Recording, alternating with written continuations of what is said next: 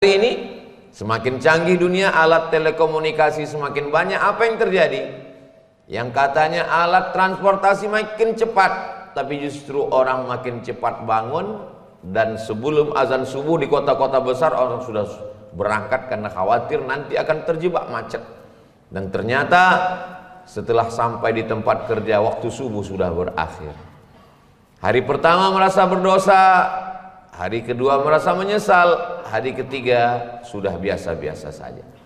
Lalu kemudian sibuk dengan pekerjaan, tekanan produksi yang begitu besar, ditambah lagi dengan barang mesti laku keras. Pada akhirnya waktu begitu cepat berlalu, dan pada sampai masanya tidak ada selera untuk makan, dan memang tidak ada waktu untuk makan siang bersama. Dan pada akhirnya petang pun tiba, ternyata waktu juga masih kurang.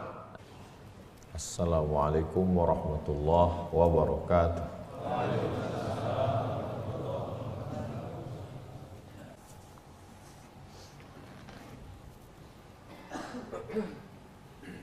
Alhamdulillah, wassalatu wassalamu ala rasulillah Sayyidina wa maulana Muhammad ibn Abdillah wa ala alihi wa sahbihi wa man tabi'ahu wa mawalah.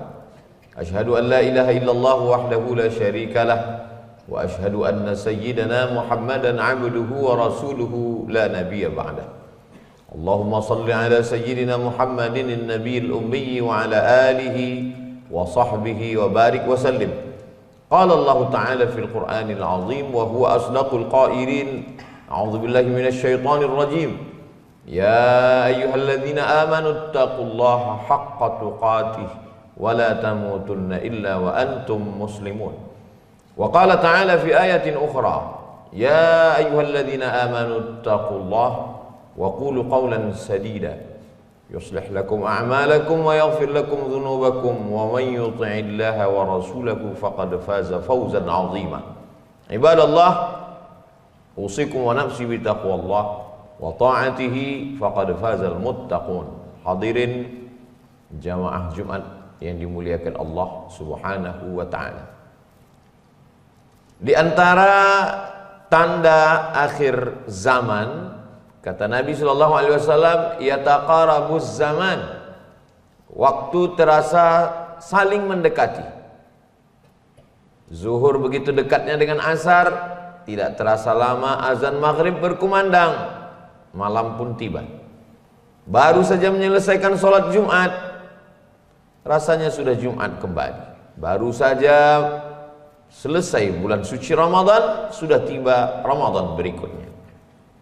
Padahal siang dan malam silih berganti yang dilewati oleh kakek nenek moyang kita dulu sama dengan zaman sekarang. Siangnya sama-sama 12 jam, malamnya pun juga sama. Lalu kemudian apa yang membuat waktu itu saling mendekati? Maka sesungguhnya yang membuat waktu saling mendekati, yataqarabuz zaman, diterjemahkan dengan waktu yang singkat. Sebenarnya waktu tidak singkat, hanya saja momen-momen itu saling mendekati karena manusia dengan kesibukannya. Banyak yang menyibukkan pikiran manusia, dan itu salah satu mukjizat Nabi Muhammad sallallahu alaihi wasallam. Dulu seorang kepala rumah tangga laki-laki, dia masih sempat sholat subuh berjamaah di masjid. Selesai itu dia pulang ke rumah, masih sempat mendengarkan anak-anaknya mendengarkan hafalan surat-surat pendek.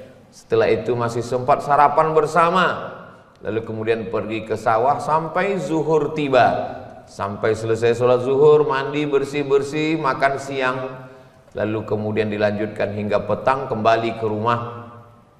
Sholat maghrib berjamaah, di langgar, di surau, di musola. Setelah itu masih sempat di waktu malam bersilaturahim, bercengkrama, berbicara. Dan pada akhirnya istirahat malam. Tapi hari ini semakin canggih dunia, alat telekomunikasi semakin banyak. Apa yang terjadi? Yang katanya alat transportasi makin cepat, tapi justru orang makin cepat bangun. Dan sebelum azan subuh di kota-kota besar orang sudah berangkat karena khawatir nanti akan terjebak macet. Dan ternyata setelah sampai di tempat kerja waktu subuh sudah berakhir. Hari pertama merasa berdosa, hari kedua merasa menyesal, hari ketiga sudah biasa-biasa saja. Lalu kemudian sibuk dengan pekerjaan, tekanan produksi yang begitu besar, ditambah lagi dengan barang mesti laku keras. Pada akhirnya waktu begitu cepat berlalu, dan pada sampai masanya tidak ada selera untuk makan, dan memang tidak ada waktu untuk makan siang bersama. Dan pada akhirnya petang pun tiba, ternyata waktu juga masih kurang.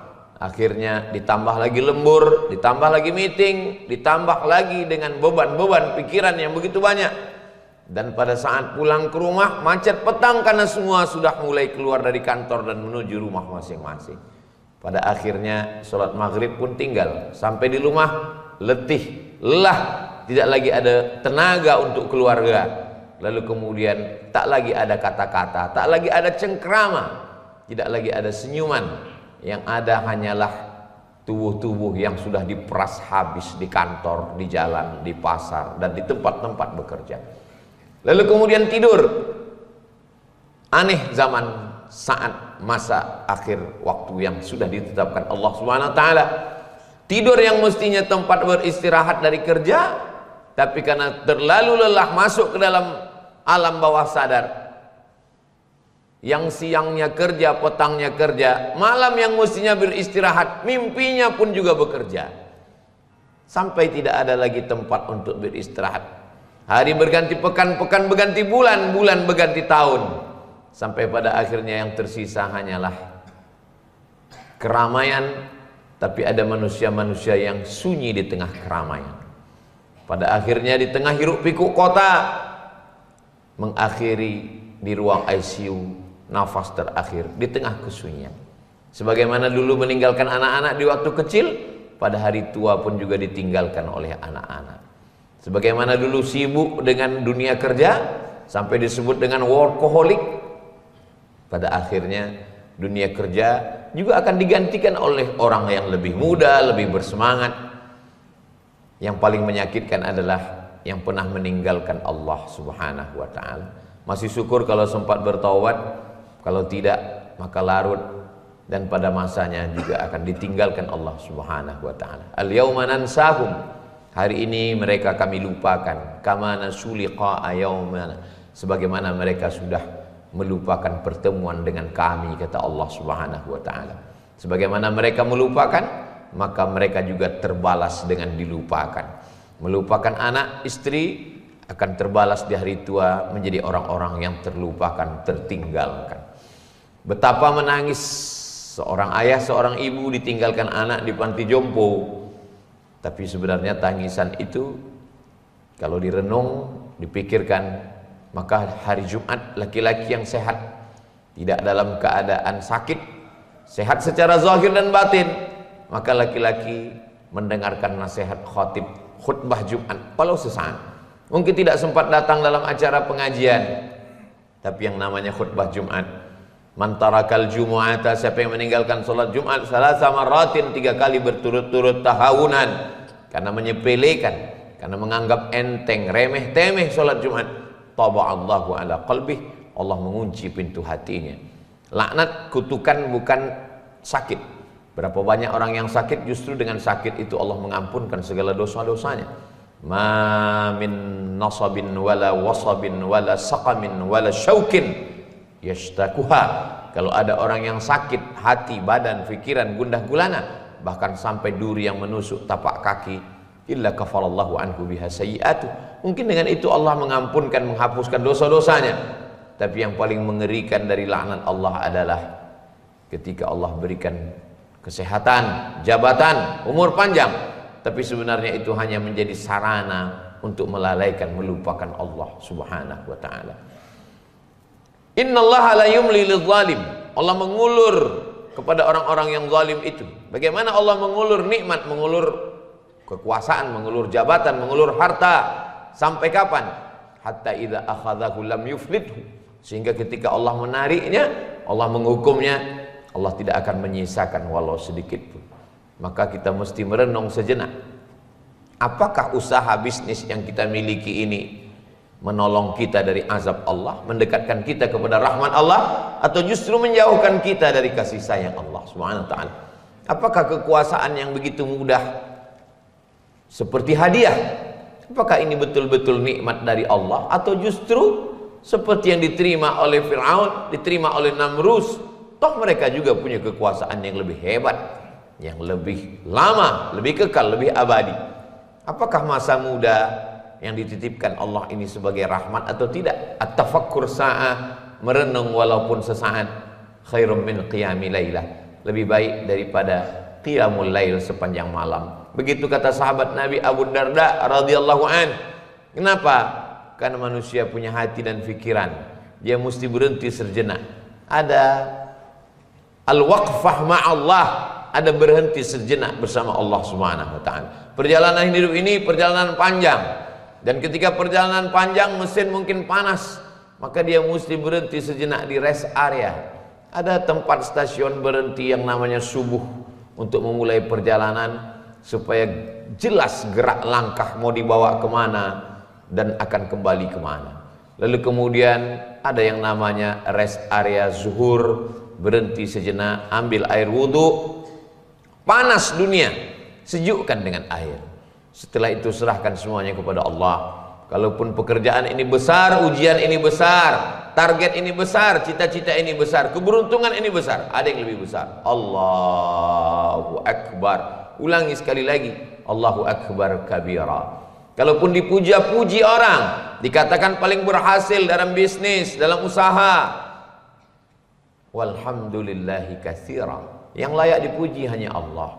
Kalaupun dikatakan orang sebagai orang yang bersih, tidak ada cacat sama sekali, maka katakanlah wa subhanallahi bukrata wa asila. Begitu juga kalau dikatakan orang hina, rendah, tidak punya apa-apa, tidak punya prestasi, sampah, Allahu Akbar kabira. Memang aku kecil, aku hina, aku tidak punya apa-apa, yang besar itu hanya Allah. Allahu Akbar kabira. Aku memang tidak layak dipuja dan puji, walhamdulillahi katsira. Aku memang kotor, bahkan aku diciptakan dari tanah yang hitam, yang rendah, yang hina, penuh dengan silap, salah dan dosa. Wa subhanallahi bukrata wa asila, yang suci hanya Allah Subhanahu wa taala. Orang yang dipuji, ketika dia memuji Allah, sadarlah dia bahwa sesungguhnya dia tidak dipuji, dia hanya sedang ditutupi segala aib dan cacatnya. Orang yang merasa dirinya besar, sadarlah dia bahwa ada yang lebih besar. Tapi orang yang disepelekan, yang diremehkan, yang dijauhkan, yang dijatuhkan, yang dibuli, yang diejek dan dicaci maki, dengan berserah diri kepada Allah, dia sadar bahwa sesungguhnya Allah sedang menguji dia. Terkadang kita sedang diuji, terbang, melambung, melayang sehingga kita lupa. Justru kita ingat Allah saat kita dicaci, justru kita ingat Allah saat sakit, justru ingat Allah saat rugi, justru ingat Allah saat dihina. Maka terkadang hinaan jauh lebih mulia daripada pujian. Tapi pujian juga memberikan semangat untuk beraktivitas, tapi jangan mabuk dengan pujian. Begitulah Islam mengajarkan kita. Kalau di awal salat kita menyerahkannya kepada Allah, maka di ujung salat juga kita katakan at-tahiyyatul, segala penghormatan, mubarakatul, segala keberkahan, kelebihan, keutamaan, salawatul, segala doa-doa, thayyibatul, semua yang baik-baik, lillah, bukan milikku, bukan punya saya, itu hanyalah milik Allah. Allah yang berhak. Tu'izzu man tasya, kalau engkau mau, engkau angkat manusia setinggi-tingginya. Wa tudzillu man tasya, kalau engkau mau, kau rendahkan, kau hinakan sejatuh-jatuhnya. Biadikal khair, dalam kuasamu segala kebaikan. Innaka ala kulli syai'in qadir, engkau maha kuasa atas segala sesuatu. Manusia ketika dia lupa, maka pada saat itulah dia akan kehilangan dirinya. Dia stres, dia depresi. Semua penyakit bukan berasal dari makanan, tapi dari pikiran.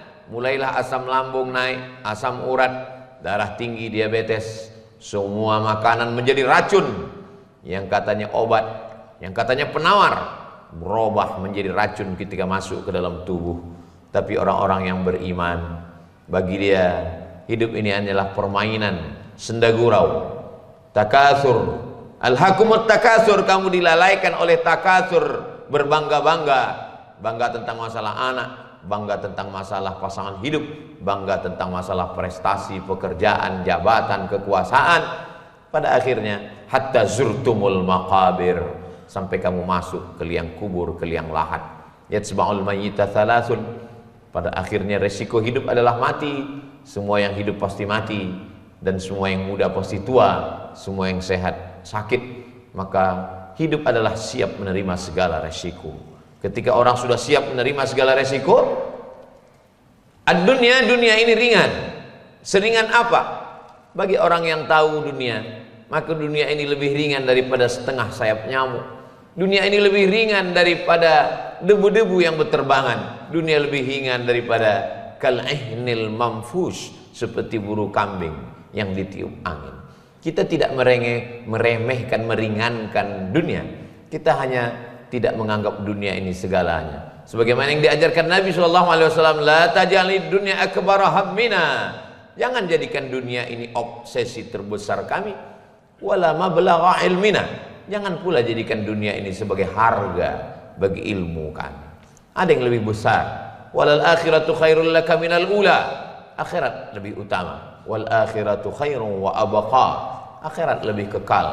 Begitulah Allah Subhanahu wa taala memberikan gambaran kepada kita bahwa ada yang lebih kekal, ada yang lebih besar, ada yang lebih hebat, ada yang lebih abadi. Ad-dunya jifah, kata Sayyidina Ali karramallahu wajhah. Dunia ini seperti bangkai. Faman aradaha, siapa yang menginginkan dunia, falyasbir ala maka hendaklah dia bersabar. Siapa yang merebut bangkai? Mukhalatatil kilab. Dunia ini bangkai. Siapa yang ingin merebut dunia, maka bersabar-sabarlah berebut-rebut bangkai dengan anjing. Kita bukan anjing, kita manusia. Kita sudah ditakdirkan Allah Subhanahu wa taala. Tapi kita tidak meninggalkan dunia. Kita tetap memegang dunia ini untuk apa? Dunia ini hanyalah sebagai senjata. Dunia ini bukan tujuan. Dunia ini hanyalah alat. Kalaupun punya kekuasaan dipakai untuk menjadikannya sebagai amal jariah. Membangun pondok pesantren dengan segenggam kekuasaan, dengan tanda tangan, dengan jabatan. Orang-orang yang dimiliki, bukan memiliki, karena sesungguhnya lillahi ma fis samawati wa ma fil ardh. Segala yang di langit, segala yang di bumi milik Allah Subhanahu wa taala. Tapi dibuat Allah dia menjadi memiliki. Allah lah yang membuat dia menjadi kepemilikan, pinjaman. Lalu dipakainya hartanya itu untuk menolong agama Allah. Allah selalu membalasnya dengan dua. In tansurullah, engkau lakukan cuma satu. Tolonglah agama Allah ini dengan ilmu, dengan suara, dengan harta, dengan jabatan, dengan kekuasaan. Apa balasan Allah? Yansurkum, Allah akan menolong kamu. Wa yutsabbits aqdamakum, dan akan mengokohkan kaki di saat tidak ada yang bisa tegak berdiri, di saat tidak ada yang punya kuasa. Di saat itulah Allah akan memberikan pertolongan. Begitulah Allah Subhanahu wa taala. Berapa banyak orang yang dulu berkuasa mati? Berapa banyak dulu orang yang muda tua? Berapa banyak dulu orang yang sehat sekarang sedang terbaring di rumah sakit? Pada akhirnya dunia hanyalah menjadi tempat persinggahan. Tanah yang kita injak sudah memakan nenek moyang kita, sudah memakan orang-orang kaya kita, sudah memakan penguasa-penguasa kita. Tak lama mereka pun juga akan memanggil kita. Dan tanah-tanah yang kita injak ini juga akan memakan kita, akan mengurai kita. Lalu kita pun akan dimakan oleh cacing tanah, oleh tanam-tanaman. Akar-akarnya akan menyedot saripati dari kita. Lalu kita pun menjadi tulang belulang. Lalu apa yang tersisa? Yang tersisa adalah si fulan pernah membangun masjid, si fulan pernah membuat sekolah, si fulan pernah memberikan hartanya, nyawanya, kuasanya untuk menolong agama Allah. Begitulah cerita dunia, panggung persinggahan. Cerita yang diingat, yang dikenang hanya dua cerita. Cerita yang sangat baik dan cerita tentang orang yang sangat jahat. Ada cerita kisah tentang Fir'aun, tapi juga orang mengingat bagaimana kebaikan Nabi Musa alaihissalam. Ada cerita tentang Namruz, tapi juga dunia pernah bercerita tentang bagaimana Sayyidina Ibrahim alaihissalam. Ada cerita tentang tabbat syada abi lahabi wa tab, ma aghna anhu maluhu wa ma kasab, sayasla naran dzata lahab. Bahkan istrinya Ummu Jamil, wa mar'atuhu hammalatal hatab, fi jidha hablum min masad. Dan ada cerita tentang Sayyidina Abu Bakar Siddiq Sayyidina Umar ibn al-Khattab, Sayyidina Ali karramallahu wajhah, Sayyidina Uthman ibn Affan, Talha, Zubair, Aisyah, Abdullah ibn Umar radhiyallahu anhum ajma'in. Wa nafsi wa ma sawwaha, demi jiwa dan penciptaannya, fa alhamaha fujuraha wa taqwaha. Allah berikan dua jalan, jalan fujur wa taqwaha, dan jalan takwa. Qad aflaha man zakkaha, beruntunglah orang yang mensucikannya, beruntunglah orang yang memilih jalan yang benar. Wa qad khaba man dassaha, merugilah orang yang mengotorinya, menyia-nyiakannya. Siapa yang tidak pernah punya masa lalu? Silap, salah, dosa. Kullu bani Adam khatta'un, semua manusia keturunan Adam ini adalah orang yang silap, salah. Wa khairul khatta'ina tawwabun, sebaik-baik orang yang bersalah adalah orang yang menyesal. An-nadamu fil qalbi, menyesal dalam hati. Wal iqraru bil lisani, dia nyatakan dengan lisan, astaghfirullahal azim alladzi la ilaha illa huwal hayyul qayyum wa atubu ilaih. Wal itmaru alla ya'uda ilaihi abadan, tekad yang kuat untuk tidak kembali ke dalam dosa. At-taibu minadz-dzambi kama la dzambalah, orang yang bertaubat dari dosa seperti orang yang tak berdosa. Innallaha la yaghfiru ayyushraka bih, Allah tidak mengampunkan dosa syirik. Wa yaghfiru ma duna dzalika liman yasha, Allah mengampunkan semua dosa selain daripada itu. Setelah minta ampun kepada Allah, minta maaf kepada istri, kepada suami, kepada anak, kepada jiran, kepada tetangga, kepada kawan, kepada sahabat, membayar hutang, semua setelah dibersihkan, kembali kepada Allah, diundang, dijemput. Ya ayyatuhan nafsul mutmainnah, wahai jiwa yang tenang, irji'i ila rabbiki radiyatan mardiyah, kembalilah menghadap Allah dalam keadaan ridha, senang, bahagia, dan diridhoi Allah Subhanahu wa taala. Fadkhuli fi ibadi, masuklah ke dalam golongan hamba-hamba yang baik, yang soleh. Wadkhuli jannati, masuklah ke dalam surga, mendapatkan salam, salamun qaulam min rabbir rahim. Barakallahu li wa lakum fil Qur'anil azim wa nafa'ani wa iyyakum bima fihi minal ayati wa dzikril hakim wa taqabbala minni wa minkum tilawatahu innahu huwal ghafurur rahim.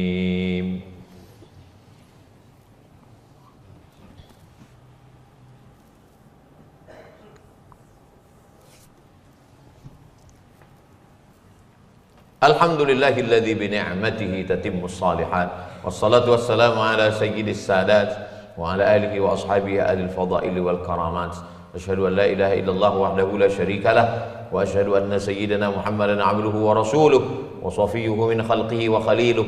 Addal amanah wa ballagha ar-risalah wa nasaha lil ummah wa tarakana 'alal mahajjatil bayda lailuha kanahariha la yazighu anha illa halik. Allahumma salli ala sayyidina Muhammadin an-nabiyil ummi wa ala alihi wa sahbihi wa barik wa sallim. Qala Allah ta'ala fil Qur'anil 'azim wa huwa asdaqul qailin. A'udzu billahi minasy syaithanir rajim. Bismillahirrahmanirrahim. Wal 'ashr innal insana lafi khusr illa alladhina amanu wa 'amilus shalihat wa tawashaw bil haqqi wa tawashaw bis sabr.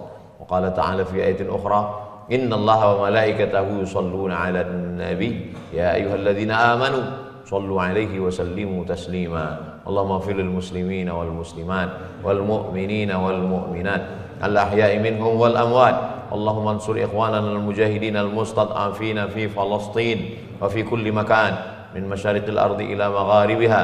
Allahumma dammir a'da'aka a'da'ad din. Allahumma shattit shamlahum wa farriq jam'ahum waj'al kaidahum fi nuhurihim ya rabbal alamin. Allahumma dafa'anna al ghala'a wal waba'a wal fahsya wal riba wal zina wal munkar was suyuf al mukhtalifata was syada'ida wal mihan ma dhahara minha wa ma batan min baladina hadha Indonesia khassa wa min buldanil muslimin 'ammah. Ibadallah, usikum wa nafsi bi taqwallahi wa ta'atihi faqad fazal muttaqun. Innallaha ya'muru bil 'adli wal ihsan wa ita'i dzil qurba wa yanha 'anil fahsya'i wal munkari wal baghi ya'idzukum la'allakum tadhakkarun. Fadhkurullahal 'azima yadhkurkum was'aluhu min fadlihi yu'tikum wa la dzikrullahi akbar wallahu ya'lamu ma tasna'un.